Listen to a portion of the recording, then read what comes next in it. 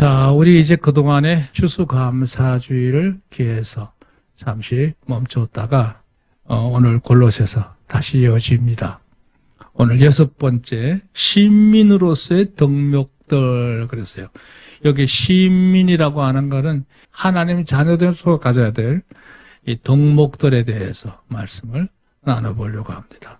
자, 여기 서론에 이렇게 시작했어요.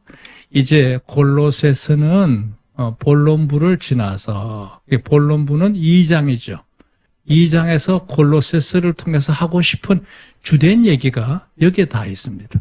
그래서 3장 4절까지 묶어서 본론부를 지난번에 다루었습니다.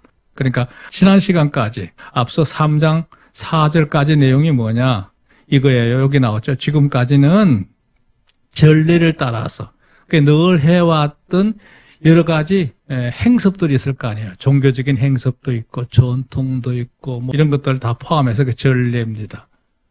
그게 길들여져 왔다는 얘기죠. 그랬던 그들에게 복음이 들어가서 이제 예수님을 구주로 영접해서 하나님의 자녀가 되었다고 하는 이 엄청난 은혜의 세계를 저희들이 누리면서도 왠지 마음이 섭섭하고 불안전했는지 자기들이 이제까지 하나님 외에 다른 것을 섬겼던 일반적인 여러 가지 행위들을 이 복음 안에다가 집어넣으려고 하는 이런 요소들이 있었어요. 그게 전례입니다. 그 다음에 사조는 뭐냐 하면 여러 가지 인간적인 사고적인 활동에 의해서 발달하게 되는 사상이라든지 철학이라든지 여러 가지 많은 깨달음들이 있을 거 아니에요. 그런 사조들이 복음 안에 덕지덕지 붙으려고 하는 이런 요소들. 그 다음에 이제 세속적인 요소. 하나님의 자녀가 되었지만 여전히 옛날에 하나님 모르고 살았을 때 여러 가지 삶의 가치관들이라든지 여러 가지 행습들이 있을 거 아니에요. 그 다 세속적인 요소입니다. 그거를 미처 떨쳐내지 못하고 일정 부분 미련을 가지고 있는 경우들이 있죠. 이런 것들에 의해서 순수한 복음이 자꾸 침해를 받아요. 이건 뭐냐? 복음의 순수한 교리를 그대로 영접하지 못하는 데 대해서 오는 무모한 첨삭이야. 첨삭. 첨가하기도 하고 자기 생각을 따라서 삭제하기도 하고 이해되는 것만 받아들이려고 하는 태도가 첨삭이에요. 그 다음에 이제 다원적 병합이야. 아까 말했죠. 미신적인 요소도 복음 안에, 교회 안에 들어오려고 하는 이런 요소들이 있어요. 하나님을 섬기는 데는 그런 게 필요하지 않아. 하나님만 섬기면 됩니다. 믿으시면 아멘. 하나님 외에는 다른 거를 믿고 의지할 이유가 없어요. 그 다음에 이제 인위적인 이해예요. 이성적으로 모든 걸 이해하고 해석하려고 하는 태도. 내가 인간적으로 이해가 돼야 비로소 받아들이려고 하는 태도도 문제지요. 그러니까 우리가 사실은 내 머리를 가지고 이해할 수 있는 것에는 한계가 있는 건데 그렇지를 못하고 사람이 그것만 의지해서 살려고 하는 요소가 있죠. 사람은 자기 삶을 보며 자기 경험 위주예요. 그런데 우리는 믿음으로 사는 자들입니다. 믿으시면 아멘. 내 능력 밖의 역사들은 하나님의 능력을 믿음으로 받아들이는 거예요.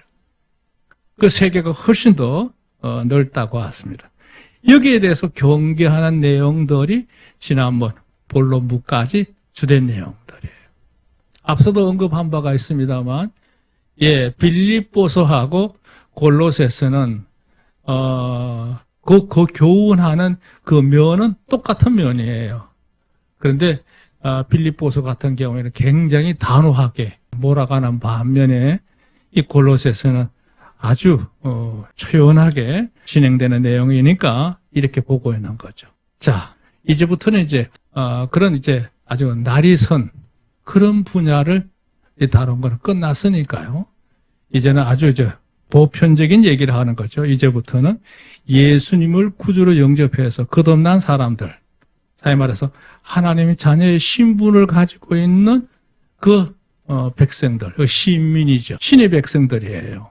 그들이 가져야 될 그 내면적인 성품, 그 가치관, 자세, 실제적인 생활 태도 이런 것들에 대해서 교훈하고 있는 내용이 오늘부터 이 후반부를 이루고 있습니다. 이제 다음 시간에 다룰 내용도 일맥을 같이 하고 있는 거예요. 그러니까 이걸 이름하여 뭐냐? 덕목이라고 그래요. 덕스러운 성품의 요소들. 이런 것들에 대해서 교훈하고 있는 내용이 바로 오늘 후반부의 모습이라고 할 수 있습니다. 그러니까 왜 이게 필요하냐? 특히 앞서 1절에서 4절, 여기 그 3장 1절에서 4절 보면 너희는 그리스도를 통해서 다시 살리심을 받았으면 이의 끝을 찾으라고 하는 게 나오죠. 성도가 어떤 방향을 향해서 살아가야 되느냐. 그거를 분명히 제시한 반면에 오늘 내용은 아주 구체적으로 조목조목 그 덕목들을 이렇게 나열한다고 할까요? 예시하고 있어요.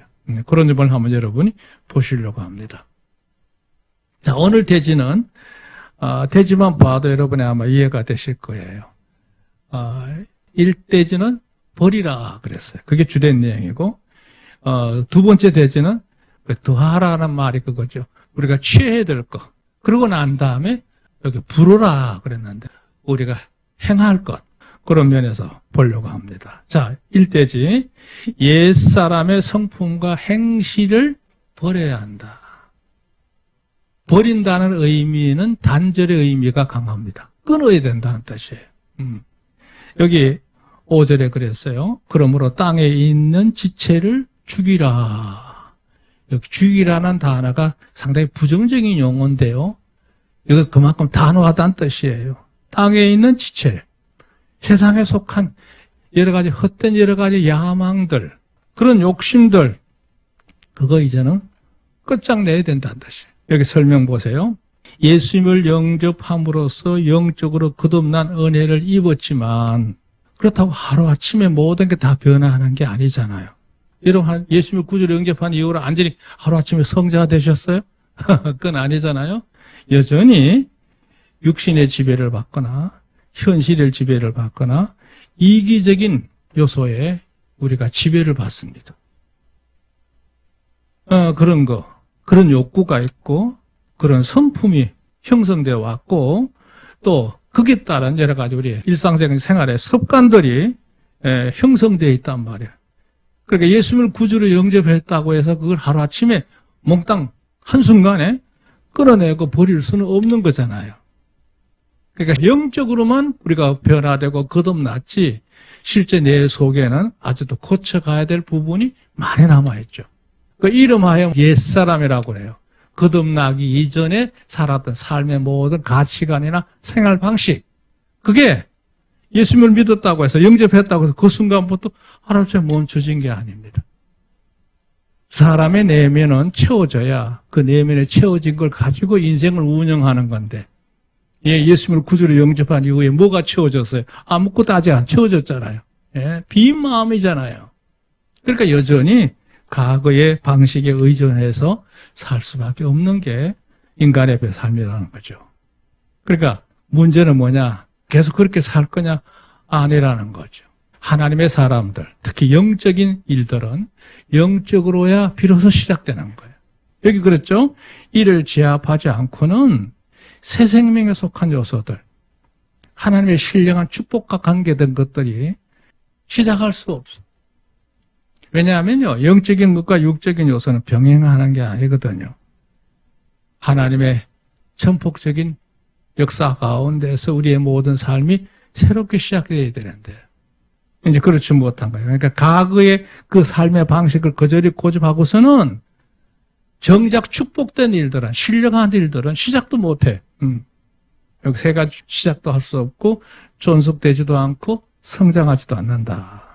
그렇기 때문에 이제부터는 뭐 해야 되느냐. 예수를 구주로 영접한 이후부터는 과거의 가치가 헛된 그런 욕망들, 그런 모든 요소들을 이제는 하나하나 거룩한 것과 옛 것을 분리할 수 있는 능력이 필요하고요. 아까 죽이라 그랬죠? 그게 바로 단절을 의미하는 거고요. 더 중요한 건 뭐냐. 이제는 삶의 체제를 바꿔야 돼요. 그걸 전환한다고 그래요. 체제를 바꾸는 거예요. 뭐 어떻게 해요? 이제는 하나님 중심으로 사는 겁니다. 믿음으로 사는 거예요. 그게 성도의 삶의 변화라고 할 수 있어요. 곧 엄난과 부정과 사욕과 악한 정욕과 탐심이다. 그래서 옛사람의 삶을 지배하고 있었던 이 5가지 요소들, 이게 우리 안에 여전히 자리 잡고서는 그 생활 태도 가지고는 절대 신의 성품의 요소가 시작할 수도 없고 존속되지도 않고, 그것으로 인해서 축복된 열매들이 이루어질 수가 없어. 안 된다는 얘기죠. 그것만이 아니라 이것들을 인하여 하나님의 진노가 임하느니라. 하나님의 화를 내실 만한 일이다. 아니, 이제 하나님의 백성으로 거듭나게 해서 신분을 바꿔놨는데 거기에 걸맞는 삶을 살아야지. 여전히 옛날 사고방식 가지고, 그런 성품 가지고, 그런 태도 가지고 인생을 꾸려가려고 하면 하나님은 답답하시죠. 하나님의 노여움이 임할 수 있다는 얘기죠. 그건 안 된다는 거죠. 여기 설명 보세요. 하나님의 침묵을 오용하지 말라 그랬어요. 무슨 얘기냐면요. 내가 내 방식대로 살아도 뭐 별일 없던데? 이렇게 생각할 수 있어요. 그건 하나님이 묵인하시는 게 아니고 긴 기다림을 갖는 거예요. 길이 참고 기다리시는 거예요. 깨달을 때까지 기다리시는 거예요. 그 마음에 오죽하실까요? 그러니까 하나님이 침묵하신다고 해서 그걸 오용하거나 남용하면 안 돼요. 내게 뭐 좀 잘못해도 하나님께서 뭐 매도치지 않고 별일 없는데 뭐 괜찮겠지.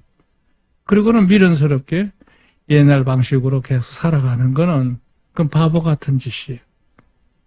무슨 얘기냐면 그 순간 매를 맞거나 하나님께 어떤 반응이 나타나지 않는다 할지라도 불언간에 우리 모든 인생들이 하나님 앞에 다 서게 되잖아요.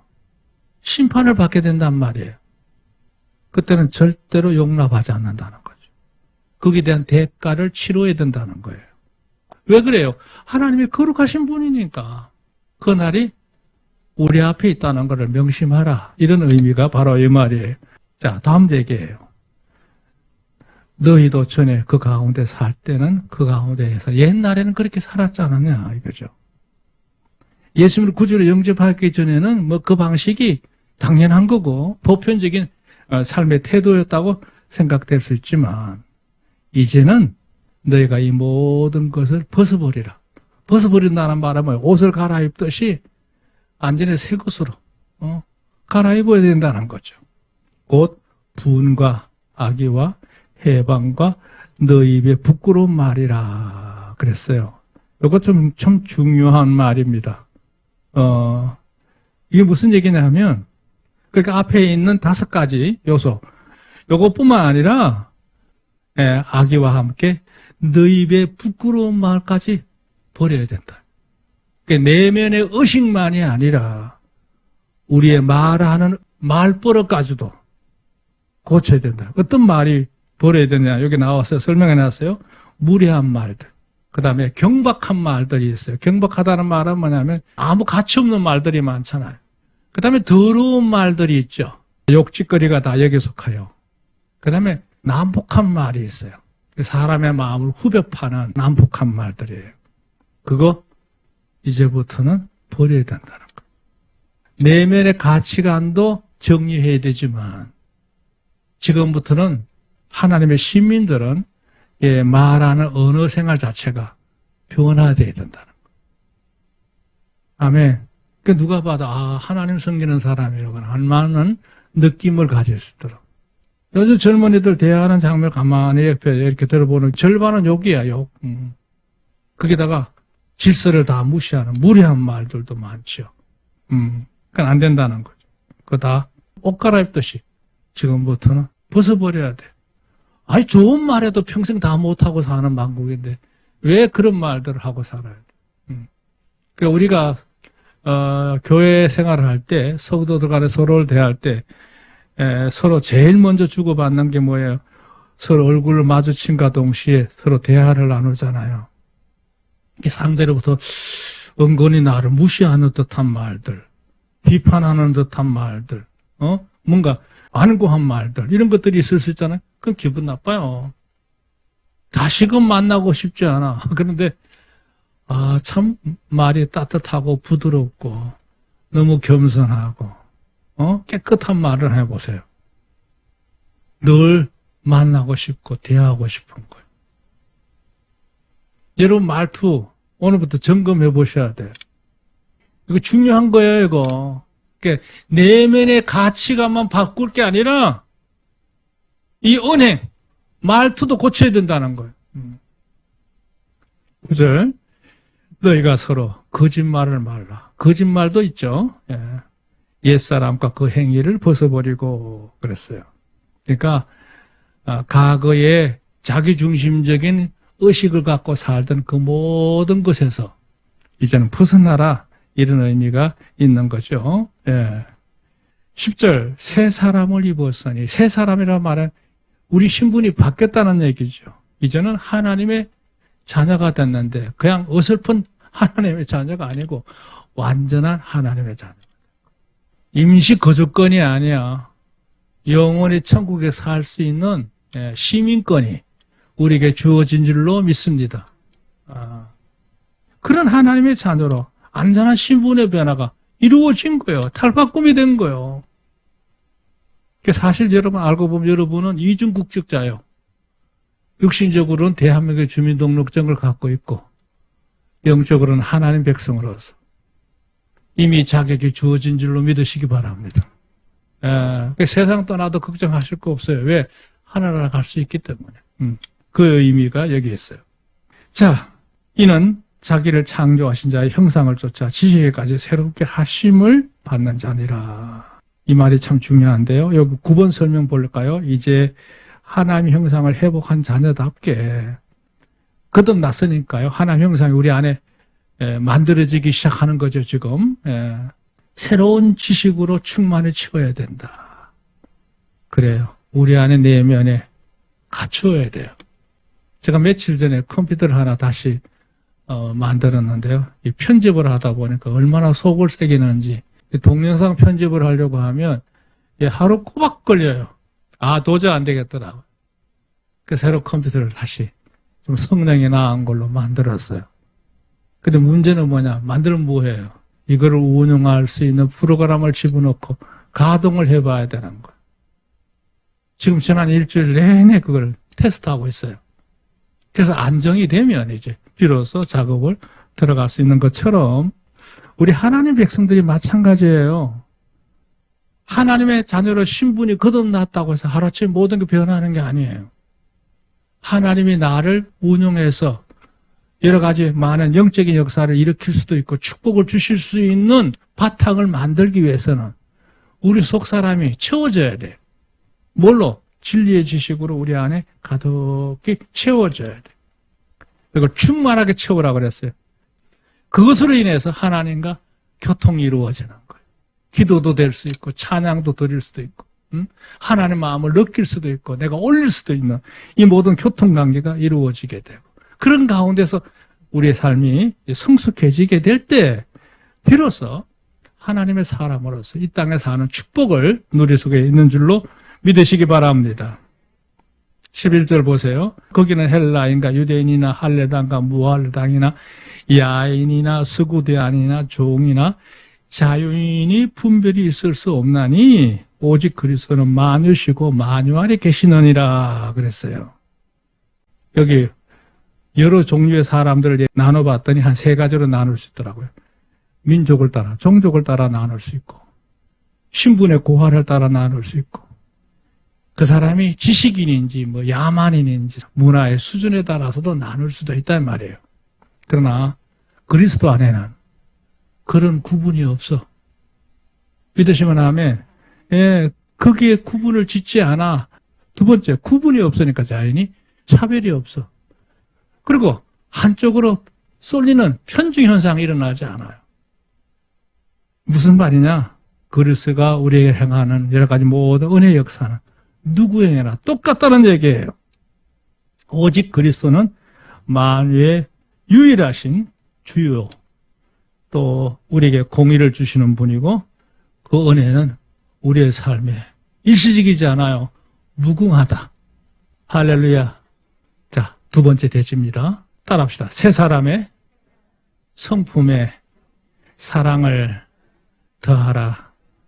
요거 중요합니다. 12절 보세요. 그러므로 너희는 하나님의 택하시고 거룩하고 사랑하신 자처럼 긍휼과 자비와 겸손과 온유와 오래 참음으로 옷 입고 그랬어요. 앞에 부정적인 요소 5가지 얘기했는데 뒤에는 긍정적인 요소 5가지를 얘기하고 있죠. 긍휼, 자비, 그다음에 겸손, 온유, 오래 참는 것. 이걸 가져야 한다. 왜 그러냐? 여기 설명 보세요. 우리들이 만유가 되시는 그리스도의 완전한 대속, 칭의, 구원을 받은 자라는 사실의 확신을 가지고 그리스도의 사랑을 우리가 충분히 받아들였다면 서로 간의 삶을 나눌 때 얼마든지 서로에 대해서 넉넉하게 긍휼을 베풀 수 있고 자비할 수 있고 겸손할 수 있고 온유할 수 있고 오래 참는 것. 이거 무슨 얘기냐? 상대를 볼 때 속단하지 말고 느긋함을 가지고 좀 기다리라 이런 의미예요. 그러니까 인생을 오래 살다 보면 금방 어떤 일이 있어도 감정적으로 반응하지 않고 좀 더 지켜본다는 뜻이에요. 그리고 가능하면 그건 내가 정지하거나 처단하지 않고 하나님의 섭리에 맡긴다는 의미가 바로 이 오래 참음의 의미예요. 그 요즘 말하면 느긋함인데요. 예, 번역은 이렇게 오래 참음으로 번역을 했어요. 자, 13절. 누가 네게 혐의가 있거든 서로 용납하여 피차 용서하되 주께서 너희를 용서하신 같이 너희도 그리하라. 그랬어요. 2가지를 얘기했어요. 서로 용납하고 용서하라. 용납이란 말은 여유로움을 갖고 넉넉하게 받아준다는 뜻이에요. 그러다 보면 결국 용서해주는 단계까지 가게 되죠. 여기 설명 볼까요? 어떤 잘못을 하였을지라도 주께서 우리를 사랑하심으로 용서해 주신 것 같이 우리 그리스도인은 많은 결점을 가지고 사는데 다 부족하지요. 서로 간에 궁극적으로는 용납하고 용서해야 된다. 이게 바로 뭐냐? 인자함으로 사랑하고 인애, 인용이란 말은 큰 틀로 마음으로 품어준다 이런 의미고 인서, 결국 용서하는 거죠. 예. 14절 이 모든 것 위에 사랑을 더라. 이는 온전하게 매는 띠니라 그랬어요. 결국 이 7가지 모든 덕목들의 그 밑뿌리는 뭐냐? 하나님 우리를 사랑하신 그 사랑인 줄로 믿습니다. 그 사랑으로 띠를 잡는 거예요. 자, 참 중요한 게 남았는데요. 3번 대지입니다. 따라합시다. 참 평강에 신령한 찬미를 부르라. 15절 그랬어요. 그리스도의 평강이 너희 마음을 주장하게 하라. 이게 정말 중요한 구절이거든요. 예. 우리 그리스도인들이 이런 삶을 사는 데 있어서 가장 중요한 요소는 뭐냐? 우리 마음이 편안해야 돼. 편안해야 돼요. 마음이 격동해서는 이 모든 거 절대 안 돼요. 구호에 그치고 말죠. 그런데 이런 평안이 우리 안에 있으려면 해야 될 원칙이 하나 있어요. 그래서 오늘 설명했어요. 이런 모든 덕목들이 실행되기 위해서는 자기 중심적으로 모든 걸 의도하는 게 아니라 하나님이 주시는 평안이 우리 안에 있어야 가능하다는 거예요. 저는 늘 여러분을 위해서 기도하는 기도 제목 하나가 그겁니다. 주여 오늘도 우리 사랑하는 지체들에게 주께 주시는 평강이 있게 하옵소서. 2가지예요. 평안과 강건함이에요. 평강. 믿으시면 아멘. 인생의 삶을 당황치 않는 평안. 그 다음에 그 모든 것을 꾸려가는 강건한 힘을 말하는데요. 육체적인 건강뿐만 아니라 영적인 충만하게 말하게 되고 그 지도를 받게 되고 그 지도를 따라서 순복하는 태도가 다 이루어지는 걸 말할 때 이 평강의 역사예요. 자, 평강을 위하여 너희가 한 몸으로 부르심을 받았나니 너희는 감사하는 자가 되라. 그건 우리가 기본적으로 누릴 수 있는 축복이에요. 삶을 살다 보면 얼마나 복잡한 일들이 많아요.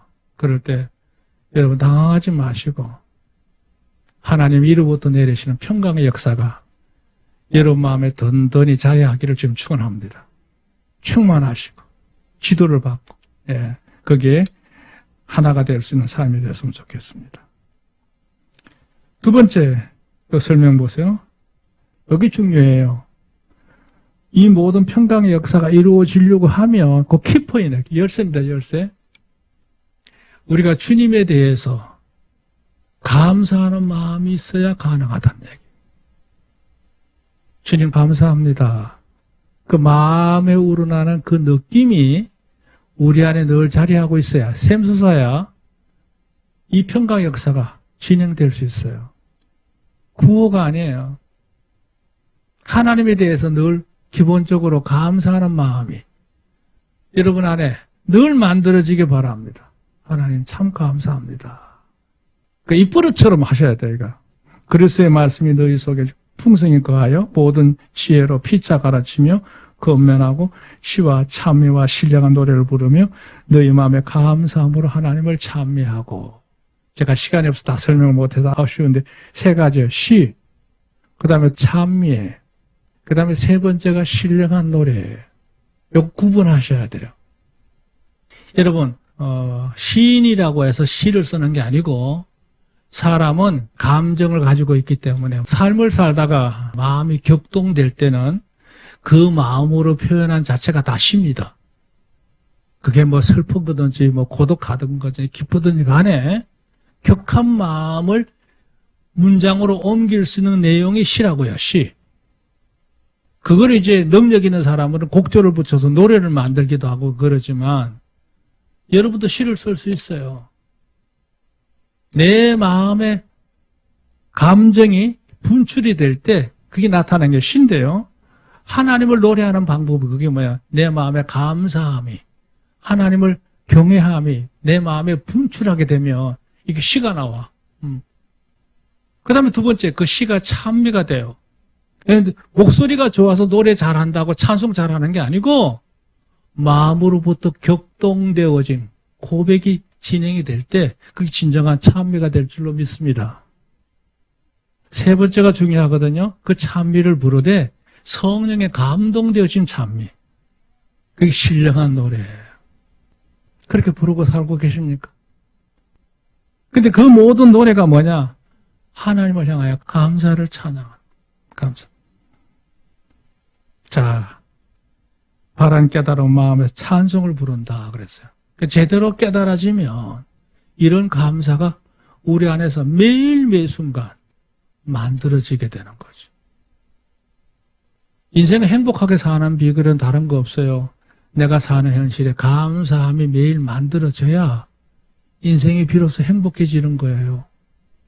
감사의 반대가 뭐예요? 반대말이 불만이잖아요.